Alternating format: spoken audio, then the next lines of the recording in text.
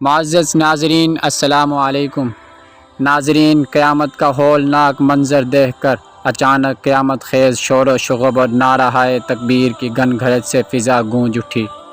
خوارزم شاہ نے چونکتے ہوئے پلٹ کر دیکھا، ادھر شہزادہ جلال الدین، جن کے پاس لشکر کے دائیں بازو کی قیادت تھی، اپنے سرفروشوں سمیت وادی کے ایک گوشے سے ایک طرف لپک رہا تھا۔ تتاری حملہ آوروں نے مزاحم ہونے کی کوشش کی، لیکن شہزادہ جلال الدین اور ان کے ساتھی جو خوارزم شاہ کو گھرا ہوا دیکھ کر بپھرے ہوئے شیر کی طرح بڑھے چلے آ رہے تھے، چشم زدن میں شاہی محافظ دستے کے ساتھ آ ملے۔ شاہی محافظ دستے کے منتشر سپاہیوں اور اپنے جانساروں کو مرتب کر کے شہزادہ جلال الدین نے اپنے والد کے ارد گرد نرغہ ڈالنے کی کوشش کرنے والے دشمنوں پر حملہ کر دیا۔ ان کی تلوار بجلی کی طرح حریف کے سر پر چمکتی اور اپنا خراج وصول کرتی تھی۔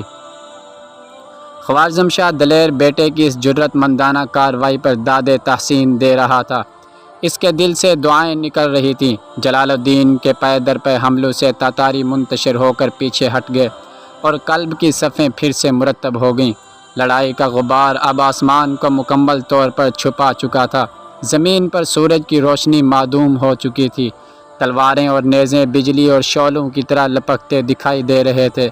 جنگ کی شدت کا یہ عالم تھا کہ خون کی ندیاں بہہ رہی تھیں، زمین خون اور مٹی کے کیچڑ سے اس قدر چکنی ہو چکی تھی کہ گھوڑے پھسل پھسل کر گر رہے تھے۔ جگہ جگہ حریف اپنے گھوڑوں سے اتر کر پیدل ایک دوسرے سے لڑ رہے تھے۔ تنگ وادی میں بعض جگہ فریقین اس طرح گتھم گتہ ہو چکے تھے کہ تلواریں سوتنے کا موقع بھی نہ رہا تھا۔ خنجروں اور چھریوں سے وہ ایک دوسرے پر وار کر رہے تھے۔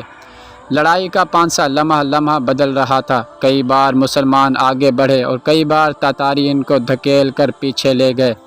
دونوں لشکروں کی صفیں میدان کی تنگی کے باعث نیم دائرے کی صورت اختیار کر چکی تھیں۔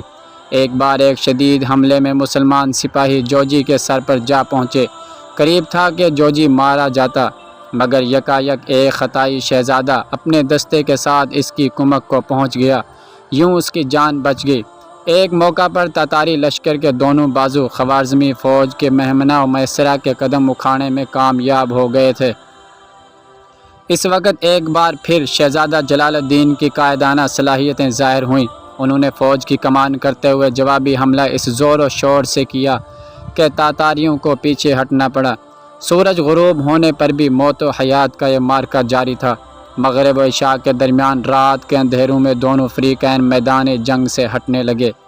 تاریخ الکامل ابن الکثیر کے مطابق یہ لڑائی 3 دن تک جاری رہی تھی اور اس میں شہید ہونے والے مسلمانوں کی تعداد 20,000 تھی، جبکہ ہیرلڈ اور جوینی کی تحریروں سے معلوم ہوتا ہے کہ لڑائی 1 دن میں ختم ہو گئی تھی۔ مسلم شہداء کی تعداد 1,60,000 نقل کی ہے، مگر خود ہی اس بیان کو مبالغہ امیز قرار دیا ہے۔ تاہم یہ بات یقینی ہے کہ مسلمانوں کو اس جنگ میں توقع سے کہیں زیادہ نقصان اٹھانا پڑا، جس سے شروع ہی میں خوارزم شاہ اور اس کے بیشتر امراء تاتاریوں سے مرعوب ہو گئے اور اس کے برے اثرات بعد کی جنگوں میں نمایاں طور پر ظاہر ہوتے رہے۔ ابھی اس جنگ کا حتمی فیصلہ نہیں ہوا تھا، تاہم آئندہ روز کی جنگ فیصلہ کن ثابت ہو سکتی تھی، لیکن جوجی اپنا مقصد حاصل کر چکا تھا، اب اس کے لیے یہاں ٹھہرنا مناسب نہیں تھا۔ خوارزمی افواج کو دھوکہ دینے کے لیے تاتاریوں نے اپنے خیمے اور گھوڑے اس طرح کھڑے رہنے دیے اور جگہ جگہ آگ کے الاؤ روشن کر دیے۔ دونوں فوجوں کے پڑاؤ کے درمیان ایک ندی حائل تھی۔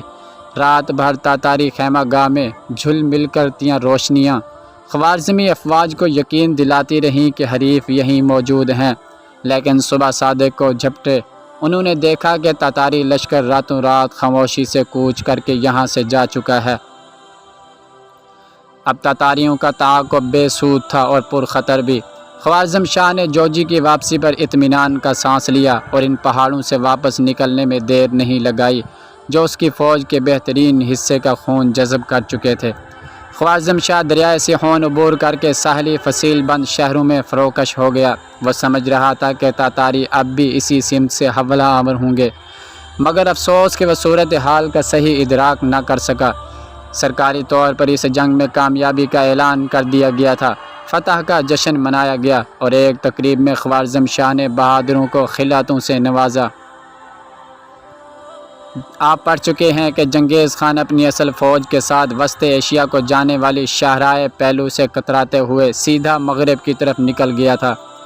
یہ راستہ حد درجہ پر خطر اور دشوار گزار تھا، پھر موسم کی شدت بھی قیامت ڈھا رہی تھی، تاہم کسی قدر سست روی سے یہ لوگ رکے بغیر آگے بڑھتے رہے۔ آغاز موسم بہار میں جب پہاڑوں سے برف پگھل کر دریائے سیہون میں تموج پیدا کرتی تھی، تاتاری لشکر جھیل باکش کے بنجر میدانوں میں داخل ہو چکا تھا۔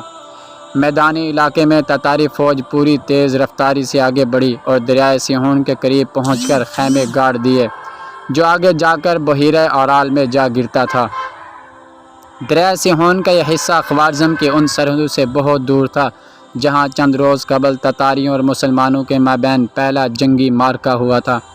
بکھرا ہوا تاتاری لشکر کئی دن تک یہاں جمع ہوتا رہا اور آگے طوفانی پیش قدمی کی بھرپور تیاریوں میں مصروف رہا۔ مسلم تاجروں کے روپ میں مخبروں اور جاسوسوں کی دو تین افراد پر مشتمل ٹولیاں خوارزمی حدود کی طرف روانہ کی گئیں۔ چند روز بعد تیان شیان کے کوہستان کی اوٹ سے جوجی کا قاصد آیا اور پہلے مارکہ جنگ میں کامیابی کی تفصیلات بیان کرتے ہوئے خوارزم شاہ کی کمزور حکمت عملی اور اس کی فوجوں کی نقل و حرکت کے خطوط سے مطلع کیا۔